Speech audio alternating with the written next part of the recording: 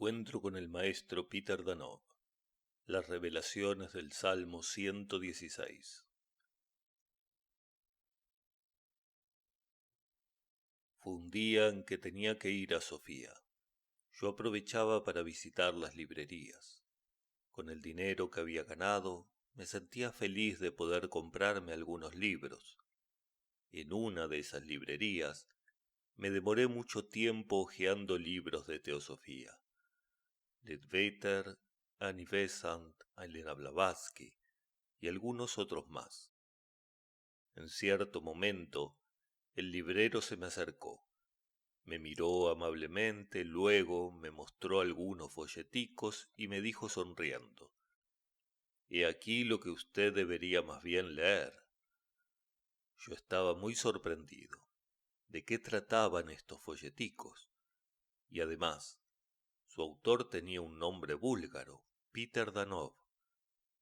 ¿Cómo podía un búlgaro compararse con estos teósofos tan eminentes que habían vivido en la India y habían estado con grandes maestros? De todas formas, seguí el consejo del librero y compré estos folletos, al igual que otros 2 o 3 libros. Cuando tomé nuevamente el tren hacia Varna, no sé lo que pasó.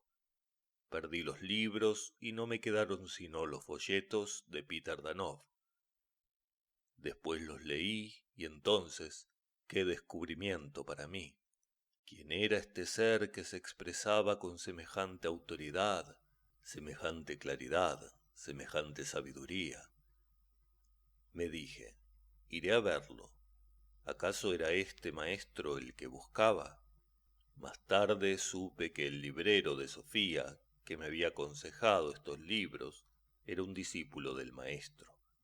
La providencia se sirvió por tanto de él para que yo lo encuentre. Se llamaba Dimitar Golov. Estos folletos que me había aconsejado hacían parte de una colección, Sila y Shivota, es decir, Fuerza y Vida. Tenía 17 años y era tan ignorante que este título me parecía un tanto insignificante. Aún no me imaginaba qué dimensión tomaría para mí la vida más adelante. Apenas terminé de leer estos folletos, me pregunté cómo hacer para hallar al maestro. Cuán no sería mi sorpresa al enterarme de que residía en Varna. Allí vivía en exilio desde hacía poco. Tuvo que dejar Sofía luego de acusaciones presentadas contra él por la jerarquía de la Iglesia Ortodoxa. Obispos que veían en él a un peligroso hereje, consiguieron del rey Fernando que deje Sofía donde había fundado la Fraternidad Blanca. Partió para Varna acompañado de algunos fieles discípulos. Después de la primera visita que le hice al maestro, yo comencé a asistir a las conferencias que daba entonces en el Hotel Londres donde se alojaba, pero aún no me había presentado ante él para que me aceptara como uno de sus discípulos. Un día decidí solicitarle una cita y fui allí acompañado de un chico y de una chica de mi edad que deseaban, como yo, seguir su enseñanza. Cuando nos encontramos delante del maestro, hubo primero un momento de gran silencio. Luego, con emoción y toda la sinceridad de mi corazón, le dije: «Oh maestro, ¿nos permite usted seguirlo?». De nuevo reinó el silencio. Algo sagrado rondaba la habitación. Jamás olvidaré la expresión del maestro. Nos miraba intensamente, profundamente. Finalmente, con mucha seriedad y amor, como si sólo él conociera la importancia de este momento decisivo, respondió: «¿Quién puede impedirles seguirme? Nadie». Es todo. No dijo nada más. Hubo aún un silencio en el que yo ya sentía que comulgaba con su espíritu. Corrientes me atravesaban como si él abriera puertas y ventanas en mí, como si le pidiera a los espíritus de la luz que nos cuidaran. Sobre la mesa había una Biblia. Más adelante me percaté de que el maestro mantenía siempre una Biblia cerca de él.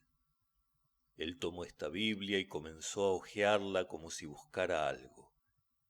Y nosotros estábamos allí, muy pequeños, un poco ansiosos. Nos adentrábamos por un camino sin saber nada acerca de las pruebas que nos esperaban. La hermana murió muy joven. En cuanto al hermano, lo que pasó con él después, no puedo decírselos. El maestro buscó pues un momento en la Biblia. Luego a cada uno de nosotros le señaló un salmo diciendo: léanlo, es para ustedes. A mí me dio el Salmo 116. ¿Cuántas veces después he leído y vuelto a leer este salmo? Incluso me lo aprendí de memoria, puesto que el maestro me lo había dado. Mi vida estaba allí. ¿Cómo no entender que me anunciaba pruebas terribles? La muerte me envolvió en sus cuerdas. Los terrores de la tumba se apoderaron de mí. Lo único que veía era dificultad y dolor. Entonces invoqué el nombre del Señor. Señor, por favor, sálvame. Estas pruebas descritas en el Salmo que el maestro me había dado ese día sobrevinieron 9 años después de mi llegada a Francia. Durante ese primer año que lo conocí, algunas veces el maestro me convidaba a ir a visitarlo. Un día me dijo: el camino le está abierto, tiene todas las condiciones para avanzar. El cielo está con usted y él le dará mucho. Pero vendrá una época en la que toda la logia negra se levantará contra usted para impedirle pasar.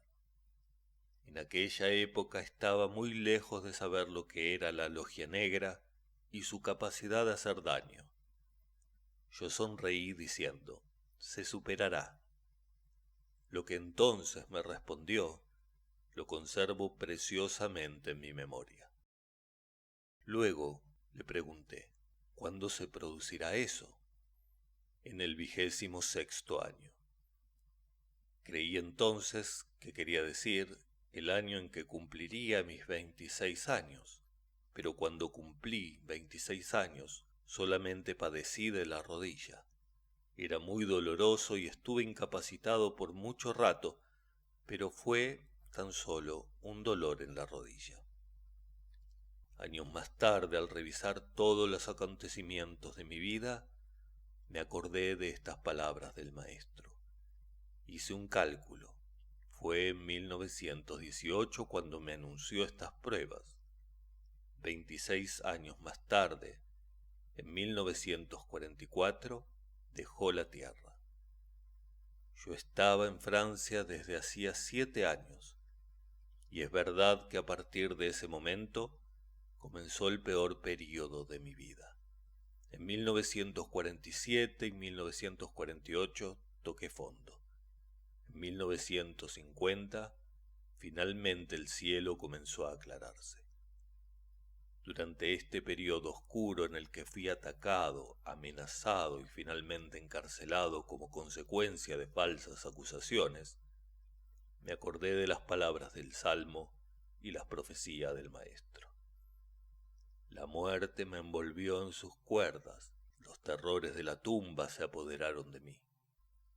Una noche particularmente, una angustia que jamás había conocido hasta entonces se apoderó de mí, una angustia mortal. Si no morí en ese momento, es porque nunca perdí la fe, la confianza en el Eterno, ni mi amor por Él. Me aferraba desesperadamente al versículo que sigue, aquel de la salvación, de la liberación. Así que caminaré en la presencia del Señor en la tierra de los vivos.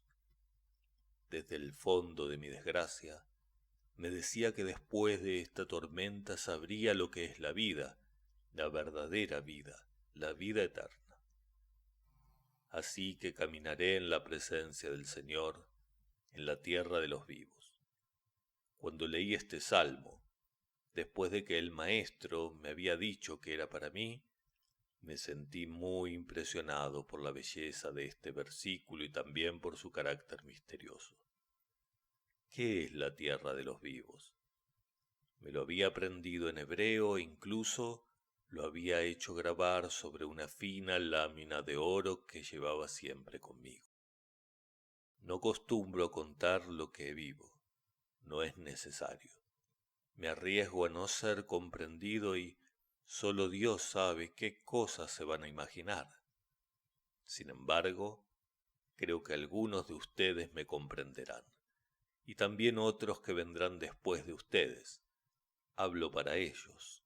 Esto podrá iluminarlos y ayudarlos algún día, pues en un momento de su evolución, después de años de trabajo y de purificación, el alma debe atravesar regiones aún desconocidas para ella, que no pueden denominarse de otra forma que el infierno.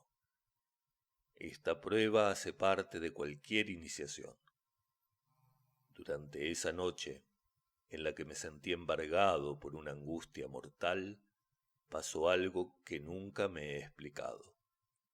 Quizá yo debía morir, quizá ya estaba muerto. Estaba inmerso en el fuego del infierno, un fuego terrible. Tenía delante de mí llamas de las que ningún fuego terrestre puede dar idea. Era el espectáculo de la muerte en todo su horror. Sentía que mis cabellos se erizaban. ¿Cómo no encanecieron todos esa noche?, me lo pregunto. Y grité también: «Oh Eterno, salva mi alma». Luego, agotado, caí en un profundo sueño. Pero entre la 1 y las 2 de la mañana se escuchó un ruido, como si alguien golpeara a mi puerta. Este ruido me despertó, y allí me sentí rodeado de presencias luminosas, de entidades muy poderosas que trabajaron mucho tiempo conmigo, en mí, el resto de la noche. Y de repente fue la resurrección. Había llegado a la tierra de los vivos. Me di cuenta después de que ese día era el cumpleaños del maestro. Nació el 11 de julio en la mañana. En la vida espiritual, la muerte siempre es seguida por una resurrección. No se muere sino para resucitar. Desde los misterios del antiguo Egipto y de la antigua Grecia hasta el cristianismo, ¿cuántas religiones mencionan esta muerte seguida por una resurrección? Después de que el dios Osiris fue ajusticiado por su hermano Set, que le tenía envidia, su esposa Isis encuentra su cuerpo y lo resucita con la ayuda del dios Anubis. Del mismo modo, Atenea salva el corazón de Dionisio, cuyo cuerpo los titanes habían cocinado y se habían comido, y ella le devuelve la vida. La preparación de la piedra filosofal también está basada en el principio de la muerte seguida por una resurrección. ¿Y cómo interpretar la muerte y la resurrección de Jesús? Después de años de pruebas, yo también pude decir: «Oh Eterno, has librado mi alma de la muerte». Finalmente, caminaba en la tierra de los vivos. ¿Y qué es esta tierra de los vivos? El sol. Sí, el sol, pero un aspecto del sol que aún no conocemos. Todo lo que vemos en la tierra y en el cielo no representa sino una ínfima parte de la realidad, envolturas, escorias. La realidad es la inmensidad del mundo invisible. Ustedes dirán: ¿cómo? El universo es de por sí tan vasto, el sistema solar y, más allá, todas estas galaxias, estas nebulosas. Sí, pero no es nada al lado de todo lo que no vemos. En un pasado lejano, los astrónomos eran iniciados y cuando hablaban de Júpiter, Mercurio, la Luna, Venus, etc., pensaban en las entidades que viven en estas regiones, entidades que tienen su propio carácter y que hacen un trabajo determinado en el universo. los astrónomos contemporáneos han perdido esta ciencia y solamente ponen detrás de estos nombres realidades materiales. Estudian la atmósfera, el grado de humedad, el relieve, la naturaleza de los elementos que componen los planetas, para luego declarar que allí no hay ninguna vida. Y de la misma manera, tampoco saben lo que realmente es el Sol. El Sol es la tierra de los vivos mencionada en el Salmo, y en esta tierra de los vivos viviremos un día, pero nada nos impide desde ya dejar el valle de lágrimas y de muerte, que es por el momento el lugar de nuestra estancia, a fin de proyectarnos a la tierra de los inmortales. Todas las conciencias iluminadas ya viven en el Sol. Apenas comenzamos a vivir en la luz, vivimos en el Sol. Nuestros pies caminan en la tierra, pero nuestra cabeza está en el Sol. Y precisamente porque deseamos ir a vivir por siempre en esta tierra de los vivos, procuramos acercarnos a ella cada mañana. Al ir a contemplar la salida del sol, comenzamos a dirigir hacia allá nuestros pasos.